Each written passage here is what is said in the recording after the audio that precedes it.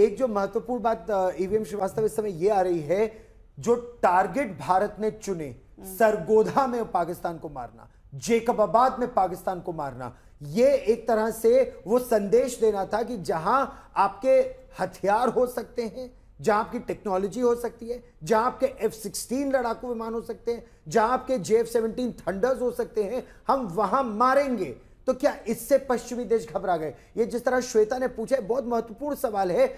24 घंटों में अमेरिका का रवैया एकाएक ऐसे बदल क्यों गया? कभी जेडी वैंस तो कभी मार्को रूबियो, कभी यहां फोन तो कभी वहां फोन। इस पैनिक की वजह क्या थी? गौरव, बिल्कुल आप सही कह रहे हैं। पश्चिमी देशों को भी भारत की इस प्रिसाइज अटैक की ताकत का पता नहीं था, अनुमान नहीं था। जब आप दूर बैठे बैठे अनुमान लगाते हैं तो आप हमेशा अनुमान लगाते हैं रिलेटिवली जो 71 की वॉर आपने जीती थी उन सारे चीज़ों को लेके लगाते हैं।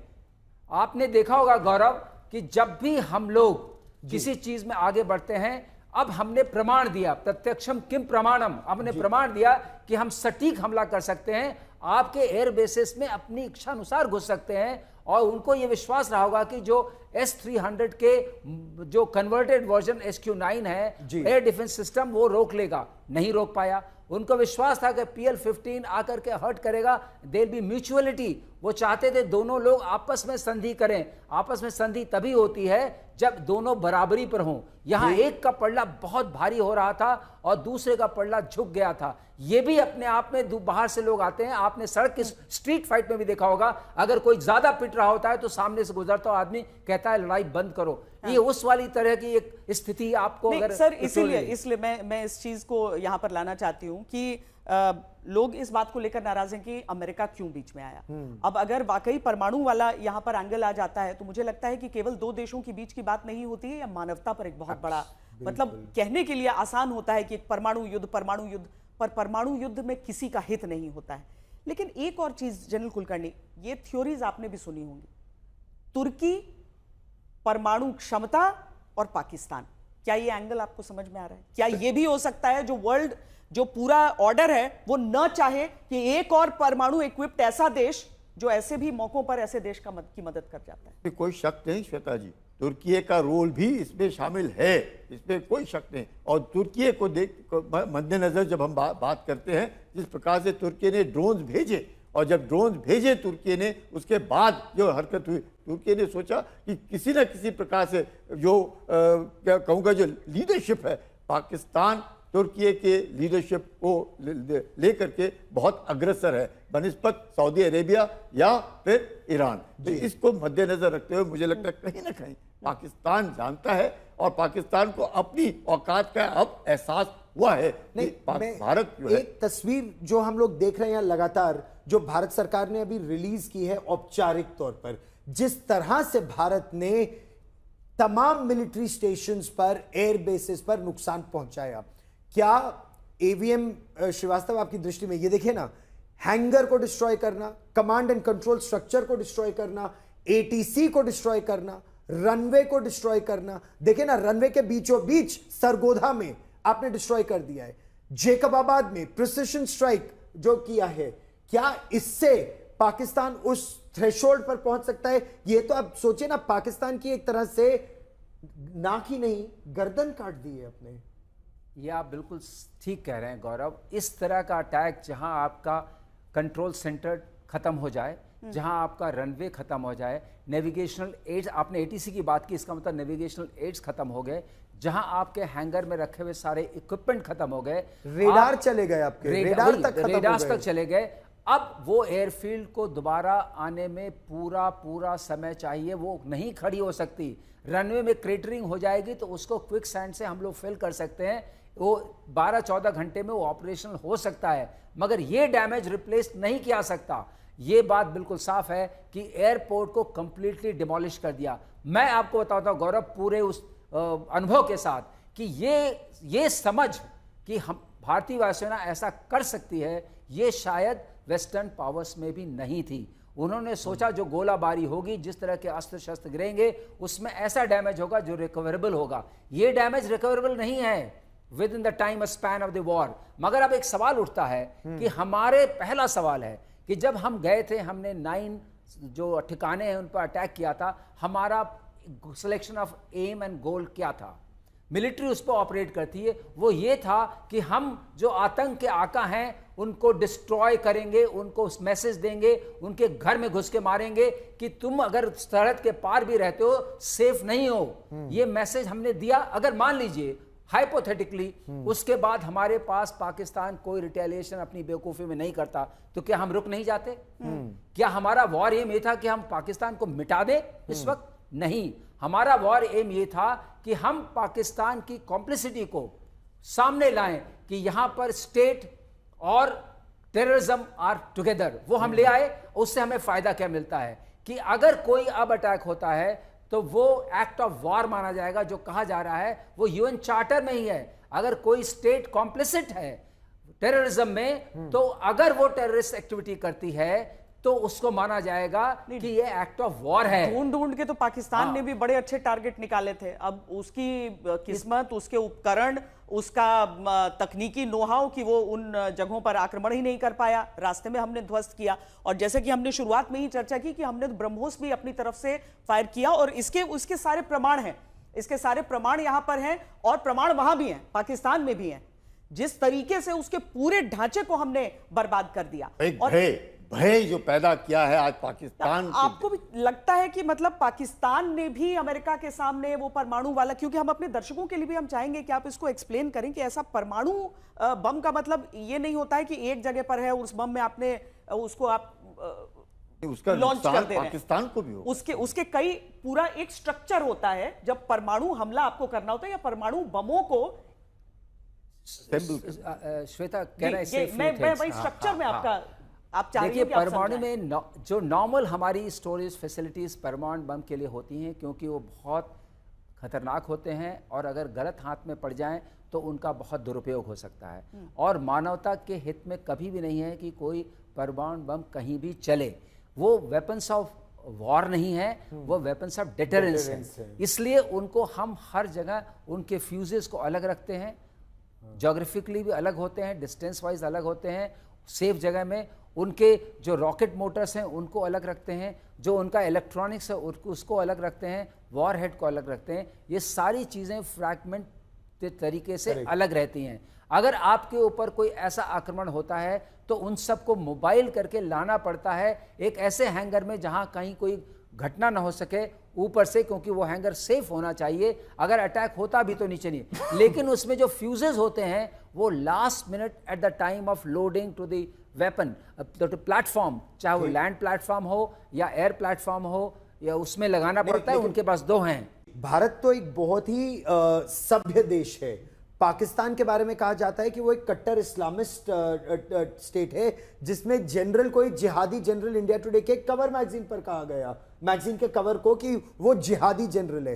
क्या पाकिस्तान के भी इतने ही सिस्टम्स सॉर्टेड आउट हैं कि अलग जगह फ्यूज है, अलग जगह वॉरहेड है, अलग जगह उसको मेट करने के लिए अलग अलग विमानों से लाया जाएगा, कमांड एंड कंट्रोल अथॉरिटी वो तो हमने ध्वस्त कर दी। तो गौरव, अगर उनको वेस्टर्न सपोर्ट मिल रहा है, उनको लोन मिल रहा है, उनको नर्चर किया जा रहा है इन वन वे और अनदर, और 30 साल पहले भी नर्चर उन्होंने खुद कहा है, तो इसका मतलब उसके इस सिस्टम की ओवरसाइट जरूर होगी। क्योंकि मुझे पूरी उम्मीद है कि वेस्टर्न पावर्स इतनी भी ब्लाइंडेड नहीं है कि एक परमाणु बम के जैसी चीजों को वो खुले हाथ में छोड़ दें, जहां जिहादी जनरल जब चाहें उसको कर सकें। जनरल जिहादी होंगे इसकी संभावना पाकिस्तान में हमेशा से रही है। इस्लामिक स्टेट है और terrorism has been a tool of statecraft. Pakistan is a rogue state, has a nuisance value, so all their assets अब जनरल कुलकर्णी ये चीज समझाइए। अब लोगों के मन में एक और कंफ्यूजन, ये उसने आतंकी हमला किया, हमने पलटवार किया, और आखिरकार एक ऐसे समय पर जब एक पब्लिक परसेप्शन में एक ऐसी स्थिति थी कि हम खत्म कर दें उसको, क्योंकि लोगों में गुस्सा बहुत ज्यादा था, लोग इमोशनल रहे, भावुक रहे। परमाणु अगर एक कारण रहा है तो वो तो परमाणु शक्ति है, वो रहेगा। इस चीज को कैसे अब आगे, अगर हम एक्ट ऑफ टेरर को एक्ट ऑफ वॉर मानेंगे तो आगे हम क्या कर पाएंगे, किस हद तक कर पाएंगे? मुझे लगता है अमेरिका ही पाकिस्तान को कंट्रोल कर सकता है। अब अमेरिका ही पाकिस्तान को कंट्रोल करेगा, क्योंकि अमेरिका को ही पाकिस्तान के इस तरह की एक्टिविटीज और कहाँ पे क्या है उसके ऊपर 100% कंट्रोल है। ये जो आवाज आ रही है वहां से नहीं आ सकती जब तक कि अमेरिका को नहीं मालूम है पाकिस्तान की हर या फिर क्या यह समय आ गया है कि दुनिया के बाकी सभ्य देश, अमेरिका हो, भारत हो, यूनाइटेड नेशंस एक मंच पर आए और पाकिस्तान का ये जो पूरा nuclear command and control structure है इस पर प्रतिबंध एक तरह से लगाया जाए, या पाकिस्तान पर प्रतिबंध? क्या यह संभव है एवीएम श्रीवास्तव? या संभव है पाकिस्तान प्रायोजित आतंकवाद को उस न्यूक्लियर अम्ब्रेला के नीचे हम सजा दें अंतरराष्ट्रीय दबाव के बावजूद, अगर कोई अंतरराष्ट्रीय दबाव भारत पर आता है कि वो न्यूक्लियर एस्केलेशन की ओर जा रहे हैं? सही बात है। गौरव, आपके प्रश्न के दो हिस्से हैं। पहला हिस्सा यह है, क्या जो परमाणु शस्त्र पाकिस्तान के पास हैं उनको हम किसी मेथड से डिसेबल कर सकते हैं कि नहीं? पहला टेक्निकल क्वेश्चन है ये। तो मैं आपको बताऊं, इसका आंसर है yes.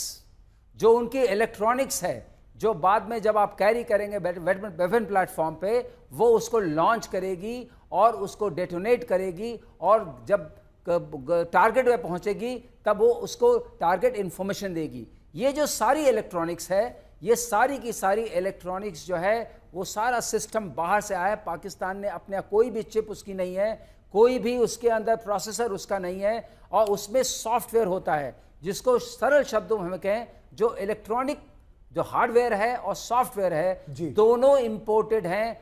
Most probably they both are from western authorities. और जब भी ये चिप्स मिलती हैं, कहीं भी मिलती हैं, जिसके लिए हम चाइनीज चिप्स कभी भी यूज नहीं करते अपने वेपन सिस्टम में, मैं आपसे अब दर्शकों को ही बता रहा हूं, उसका रीजन यह है कि you can keep a software bomb inside which is like a time bomb, and whenever you want you can disable the system और यू कैन मिसडायरेक्ट इट। लेकिन एक भाई, यही जो प्रश्न आपके उत्तर से ही मेरा दूसरा प्रश्न निकलता है, क्या कोई चाइना, क्योंकि north Korea, China, Pakistan, Iran, क्या इस तरह से डर्टी बॉम्ब की दिशा में अगर वो आगे बढ़ते हैं तो क्या ये दुनिया के लिए बहुत बड़ा खतरा नहीं है? बहुत बड़ा खतरा है, लेकिन कम से कम मैं इतना जानता हूं कि पाकिस्तान के पास इस वक्त जो इलेक्ट्रॉनिक्स है उसके अंदर दैट बॉम्ब रेजाइड्स।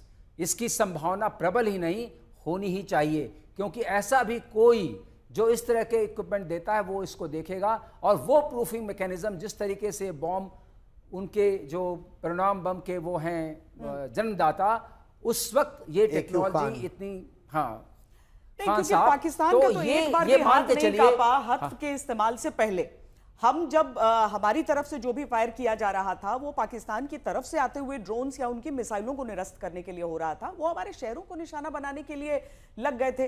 अब जनरल कुलकर्णी, क्योंकि इतने अचानक ये सीज फायर की घोषणा हुई, भारत की कमजोरी तो कतई नहीं हो सकती थी, क्योंकि भारत ने जहां जहां पर चाहा, जहां जहां पर सोचा, जिस समय पर सोचा, उस समय पाकिस्तान को ध्वस्त कर दिया उन मोर्चों पर। भारत की कमजोरी नहीं थी, भारत की जरूरत नहीं थी। चाहे परमाणु को लेकर अमेरिका का डर हो, वो पाकिस्तान को लेकर ही था, पाकिस्तान का अपना डर हो, पाकिस्तान को ही लेकर था। तो इस चीज में सबसे प्रबल संभावना आपको परमाणु की ही लग रही है जब आप पूरी तस्वीर देख रहे हैं?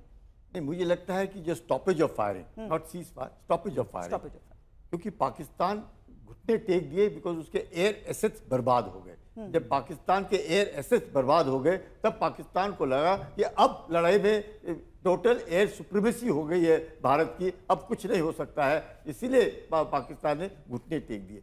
न्यूक्लियर जो फियर है वो अमेरिका को ज्यादा था पाकिस्तान का। हमने तो न्यूक्लियर ब्लफ कॉल कर दिया, हमने तो जो करना था हम कर रहे हैं और आगे भी करते रहेंगे, क्योंकि terror will be treated as an act of war. ये तो साफ शब्दों में कहा, हमने कहा भी है, अपना talks and terror can't go together. हम लोग तो बार बार कह रहे हैं, तो इसमें कोई शक नहीं कि पाकिस्तान ने घुटने टेक दिए। यानी एवीएम श्रीवास्तव, भारत जो संदेश देना चाहता था, स्कर्दू से लेकर पाकिस्तान के पूरे पंजाब सूबे में और सिंध प्रांत में भारत ने घर में घुसकर ठोक कर यह संदेश पाकिस्तान को दे दिया, जहां चाहेंगे मारेंगे, तुम्हारे सबसे सुरक्षित ठिकानों पर भी, चाहे वो मुरीद के हो, बहावलपुर हो, सरगोधा हो, नूर खान हो या फिर जेकबाबाद हो, हर जगह में मार सकते हैं, संदेश दे दिया। इसीलिए अब भारत शांत है। तो गौरव, सबसे बड़ी बात होती है आपने अपनी शक्ति को दिखा दिया, उसका प्रमाण दे दिया और शत्रु को समझ में भी आ गया कि हम कहाँ हैं इस भारत के, जब हम भारत को अपने सामने देखते हैं। लेकिन अगर आपने शांति के लिए संयम दिखाया है, जिसको सीज फायर में दिखाया है कि फायर बंद करते हैं, तो मैं ये सोचता हूं ये जनहित में है। हमारे जोश से अगर जनहित का नाश होता है तो ऐसी राजनीति का, ऐसी सामरिक शक्ति का कोई प्रयोग नहीं है। सामरिक शक्ति का प्रयोग करना चाहिए जिससे कि आपके देश की जो सिटीजनरी है वो प्रॉस्पर कर सके, पीसफुली रह सके, उनके घरों में चहल पहल हो और हर चीज की खुशहाली हो। शक्ति उसी के काम आती है। शक्ति और संयम का समन्वय बहुत जरूरी है, वो भारत ने दिखाया है। और मैं इसके लिए भारत और अपने जो हमारे इस तरह की निर्णय लेते हैं उनको मैं धन्यवाद करता हूं। मैं खुद एयर वॉरियर हूं, मगर वॉर करना हमारी प्रकृति में है। हम चाहते हैं कि हम जाके दुश्मन को मारें, ऐसा मारे दोबारा उठ ना सके, लेकिन फिर भी जनहित के लिए क्या काम, जनहित के लिए लिया हुआ संयम अच्छा होता है। हिंदी में होता है ना कि आप अर्धविराम यानी कॉमा, पूर्ण विराम यानी फुल स्टॉप, ये सीज फायर है, ये युद्ध विराम है, ये पूर्ण विराम नहीं। इसे समझने की गलती करे पाकिस्तान। और इसी के साथ में छोटे छोटे में आप दोनों का रिएक्शन लेकर इस पर कि फिर से आतंक होगा तो वो विराम जो है वो वापस हटेगा। शक ही नहीं है। इसलिए मैं कह रहा हूं बार बार, सीज फायर नहीं, स्टॉपेज ऑफ फायरिंग। अगर कल पाकिस्तान ने 5 बजे कहा और उसके बाद उसने उल्लंघन करने की कोशिश की, भारत ने उसका करारा जवाब दिया। और उम्मीद करते हैं कि कल जब 12 बजे उनके डीजीएमओ अपने डीजीएमओ से बात करेंगे तो ये साफ शब्दों में उनको कहा जाएगा कि यदि किसी वक्त भी आप इस अपना स्टॉपेज ऑफ फायरिंग का उल्लंघन करते हैं तो आपको उसी मतलब जवाब ऐसा दिया जाएगा कि आपको फिर याद रहे। और हथियार अभी हमारे पास और भी हैं, मतलब ये काइनेटिक ऑपरेशंस के अलावा इंडस वाटर ट्रीटी, ये जो सिंधु नदी का जो जल संधि है, ये भी एक बड़ा हथियार है। ये बहुत बड़ा हथियार है। कभी इसको खोलना बंद करना हमने अपने हाथ में ले लिया, इससे बड़ा कोई हथियार नहीं। लेकिन एक बात मैं आपको कह दूं, आपने बहुत अच्छी बात कही श्वेता जी, कि क्या ये विराम पूर्ण विराम नहीं है, ये अनवरत हमारी चेष्टा रहेगी। और हमने डिक्लेयर कर दिया है any further act of terror will be equal to act of war, because now there is no difference in this rogue nation कि ये टेररिस्ट हैं, ये डीप स्टेट एक्टर्स हैं, ये नॉन स्टेट एक्टर्स हैं और ये हमारी आर्मी है। ये तुम्हारे ही हैं।